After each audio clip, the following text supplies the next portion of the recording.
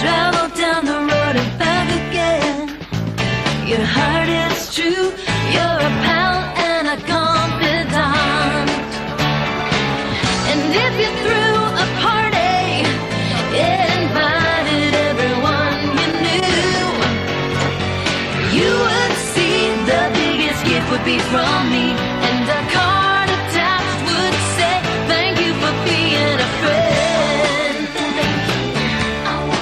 Welcome to The Golden Girls, their greatest moments.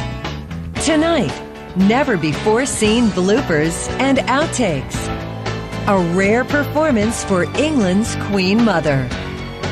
With special appearances by Bea Arthur, Rue McClanahan, and Betty White. Thank you for being a friend. Good evening. I'm Betty White. For 7 wonderful years, I shared the screen with 3 unforgettable women. A wisecracking substitute school teacher, an oversexed egomaniac, and a feisty old lady who had a mouth like a sailor. Together, we were known as the Golden Girls. And tonight, we're going to share with you some of our favorite moments, including behind-the-scenes stories and some hysterical, never-before-seen outtakes.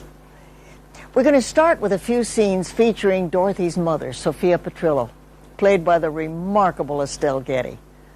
Estelle has retired from show business, so she won't be joining us tonight. But don't worry, we have plenty of hilarious moments featuring Estelle as Sophia. She's feisty, zesty, and full of old world charms, Sophia. She's mopey, dopey, and full of crap, Rosa's sister. You kids get to be middle-aged, you think you know everything. May the bags under your eyes grow so large your head falls in them. Abundanza. Maybe we should have a weapon. Please, the 3 of you without makeup is enough to scare anyone. You'll have to excuse my mother. She survived a slight stroke, which left her, if I can be frank, a complete burden. Ma, I scheduled the appointment for your checkup. Ma, you know you have to have a physical. What do you want me to do? Take you to court? Have you declared incompetent? I'm not incompetent. Once, when I laughed too hard, I had a little accident. Dorothy Zbornak was probably the only totally sane person on the show. I mean, she was the reason that these 4 absolutely opposite types could live under the same roof. I don't think it could really ever happen in real life. But I loved her. She had great humor, but she was also she was the steady one. She was the great leveler. She was the great balloon pricker, if you will. Whoop, it is really coming down. What's coming down? The Liberace marquee at Caesar's Palace. The man used to have to get naked to count to 21. Scrunched up little frown kind of reminds me of my mother. I could vomit just looking at you. Well, at least I have a man. Have one. Sounds like you swallowed one. And Ma, remember, don't do anything I wouldn't do. I think I crossed that line when I got a date. Blanche, might I see you a moment? Pardonnez-moi. Oh. Listen, you keep your bloomers on, Scarlett. He's taking me out tomorrow night. But he wants me. I can feel it. Let somebody else feel it. I saw him first. But we were meant for each other. I'm a woman. He's a man. And what am I, Little Richard? Blanche Devereaux was not a sex fiend. Blanche Devereaux was a sincere Southern girl who was looking for the one love of her life because she had lost George. And that was the love of her life. Now she's looking for the other one. And she just keeps looking. And she looks under every pillow and every pool table and everywhere she can find a man. But she was a very sincere, upbeat, and so optimistic woman that it just made her a joy to play. Dorothy, I've just discovered a great new way to meet more men. More men? You're going to need a turnstile in your bedroom. You ain't my sensible meal. You ain't my sensible Spring break comes but once a year. It's amazing how I can feel so bad and still look so good. As jumpy as a virgin at a prison rodeo. You know what I hate doing most after a party? Trying to find your underwear in the big pile?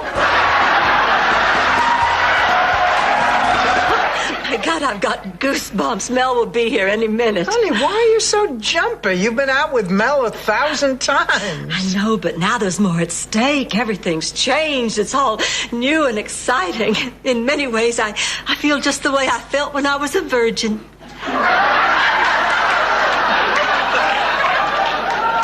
You mean the feeling isn't going to last long? Are you implying I lost my virginity at an early age? I'm just saying you're lucky Jack and Jill magazine didn't have a gossip column. Please, Pussycat, I'm on a roll. I'm sorry, Sophia, but I'm not going to let your skepticism ruin my entire evening. Mel and I were meant to be together. I wish I could say the same for your thighs.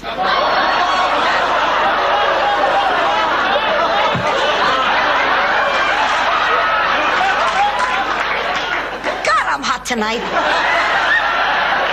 I'm not going to stand for this. Take it, Dorothy. But I bet you'll lay down for it.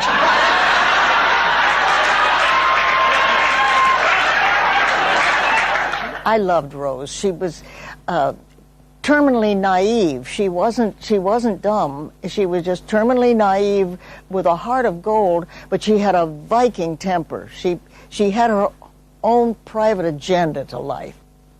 Tell me the truth. Do these glasses make me look stupid?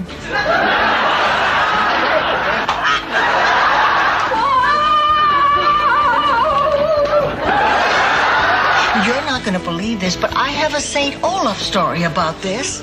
It's called Guggenflöten cake. Say, do they have Guggenflöter? I think she's a Gerkanenacker. Knacken up and Schwingel. Klingen Spritzer schon. I'm not one to blow my own Beethovenflügel. Rose, if you say one more of those stupid words, so blow it out your Tubenburbles. I've just been talking on the phone for a half hour, and guess what? You forgot to dial first?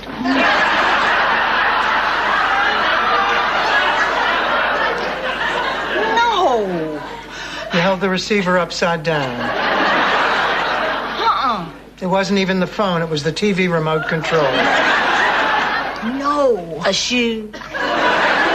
Blanche, please, I'm not an idiot. The TV has a remote control? We had such a good time playing those four Golden Girls.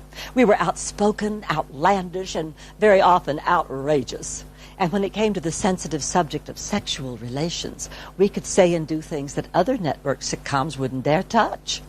There was very little that my character couldn't get away with when it came to her uncontrollable need for the attentions of men.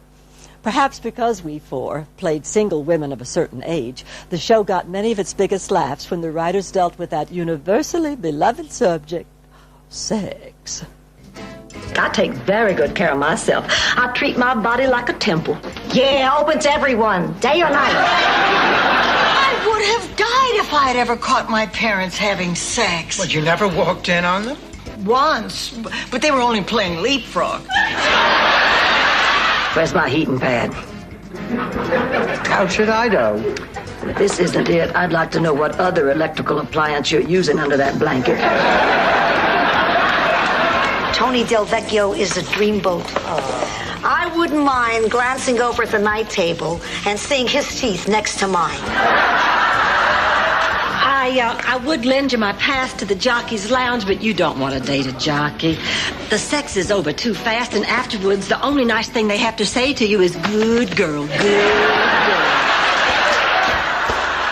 girl. Golden Girls got a little, not salacious, but a little racy from time to time. Four older women, four old broads, if you will, could get away with it. I'd like a package of these, please. And, I'll take these.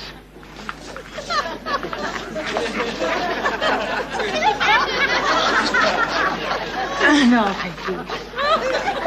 Now, that wasn't so bad, was it?